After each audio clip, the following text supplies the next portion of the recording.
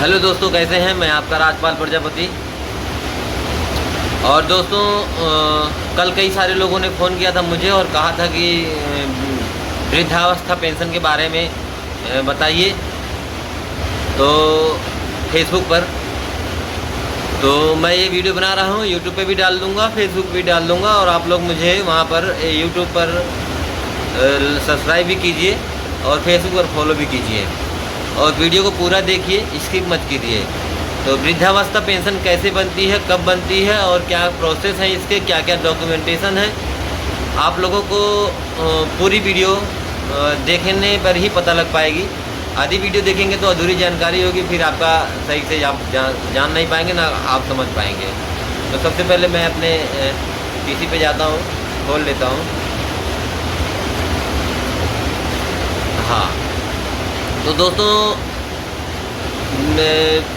वृद्धावस्था पेंशन का क्राइटेरिया ये है कि आपके पास सरकारी नौकरी नहीं होनी चाहिए, सरकारी पेंशन नहीं होनी चाहिए।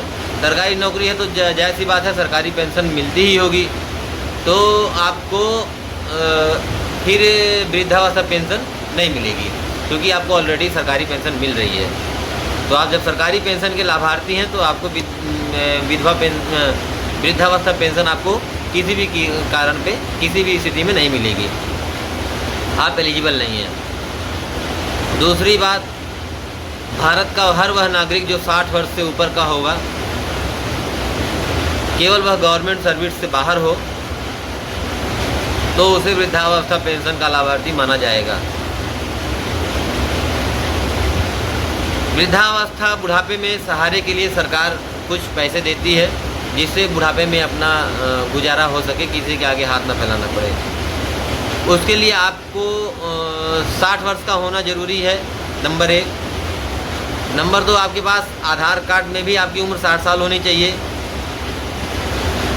अगर आप देहाती क्षेत्र के हैं, शहरी क्षेत्र के हैं, तो आधार कार्ड और पहचान पत्र दोनों में 60 साल होनी चाहिए, और राशन कार्ड में भी।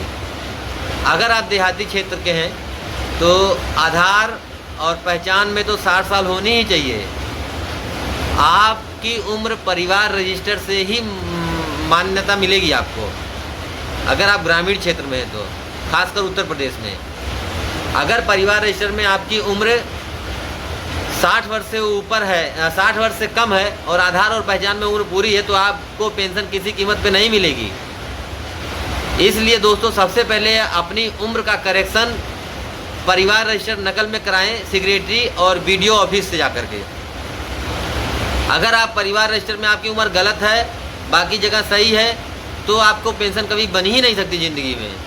इसलिए सबसे पहले परिवार रजिस्टर की जो नकल होती है, परिवार रजिस्टर का जो रजिस्टर होता है, उसके अंदर अपनी उम्र सही करवाएं, और जब उसमें उम्र आपकी 60 साल हो जाएगी, तो आपके आधार और पहचान में अगर गलत है तो भी उसको उसी हिसाब से संशोधन हो जाएगा, और आप 60 साल के जब हो जाएंगे, तीनों फॉर्मेट में, आधार, पहचान और परिवार रजिस्टर नकल, तीनों में जब आपकी उम्र 60 साल हो जाएगी, तभी आपको पेंशन का लाभार्थी माना जाएगा।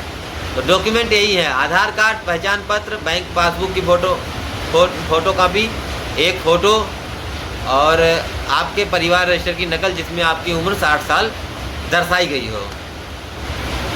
इन चारों पांचों डॉक्यूमेंट्स को लेकर के आप किसी भी जनसेवा केंद्र से ऑनलाइन कराएंगे। ऑनलाइन कराने के बाद आपका जो भी चार्ज लगता है वो जनसेवा केंद्र वालों को दोगे। फिर सबसे ऊपर उसकी कॉपी होनी चाहिए, जो ऑनलाइन करने के बाद जो स्लिप निकलती है। उसके बाद आधार कार्ड, उसके नीचे आधार कार्ड, फिर उसके नीचे पहचान पत्र, फिर उसके नीचे परिवार की नकल, और उसके नीचे बैंक पासबुक की फ़ोटोकॉपी, सबसे ऊपर एक फ़ोटो चस्पा कर दीजिए। उसके बाद ये सारे डॉक्यूमेंट आप ग्राम पंचायत सेक्रेटरी जो होता है आपका, उसके पास ले जाइए, वहाँ पे उनसे दस्तखत कराइए। उसके बाद पेंशन बाबू के पास ले जाके जमा कराइए, क्योंकि पेंशन बाबू ही जो समाज कल्याण विभाग का दफ्तर होता है ब्लॉक पे, समाज कल्याण अधिकारी होते हैं वहाँ पे, जिनको पेंशन बाबू कहा जाता है। वही पेंशन बाबू आपकी पेंशन को फॉरवर्ड करेंगे ब्लॉक लेवल से, तहसील लेवल से, ज़िले पर।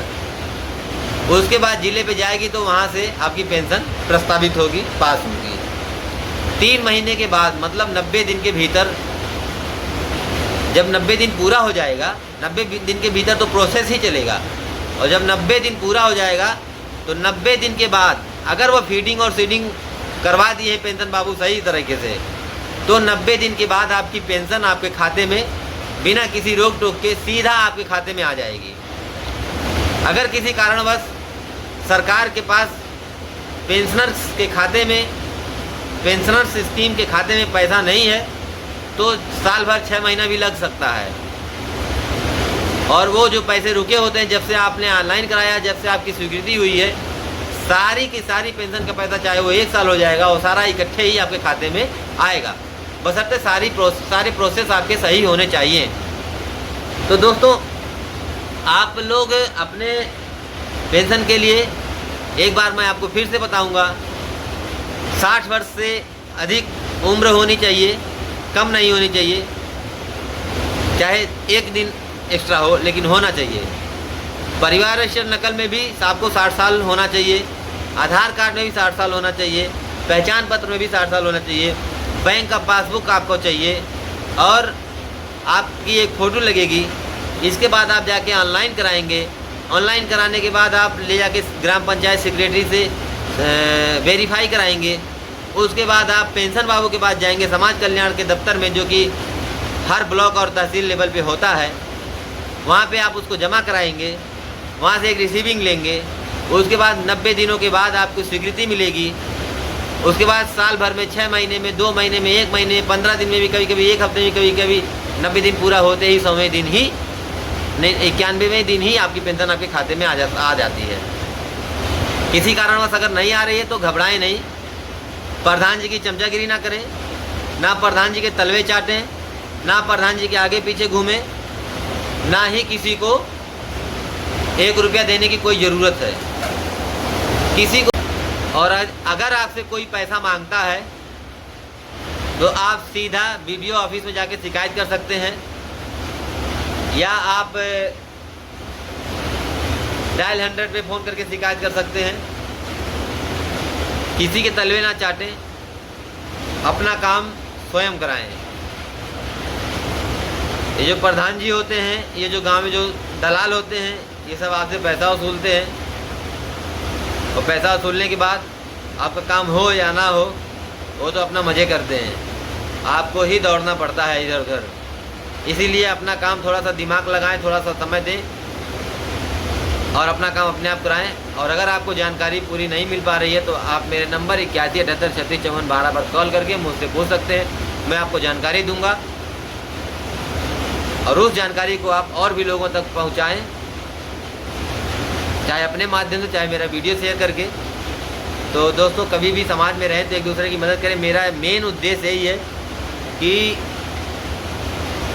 बेसहारों की, अनपढ़ों की, गंवारों की, और ख़ासकर बुजुर्ग लोगों की, जिनका आशीर्वाद हमारे सर पे हमेशा रहता है, उनकी कुछ मदद हम कर पाएँ तो बहुत अच्छा होगा। जय हिंद, जय भारत, भारत माता की जय। वीडियो मेरी अच्छी लगी हो तो लाइक करना, शेयर करना, और फेसबुक पर मुझे फॉलो करना, यूट्यूब पर मुझे सब्सक्राइब करना, और इंस्टाग्राम पर भी फॉलो करना। जय हिंद, जय भारत।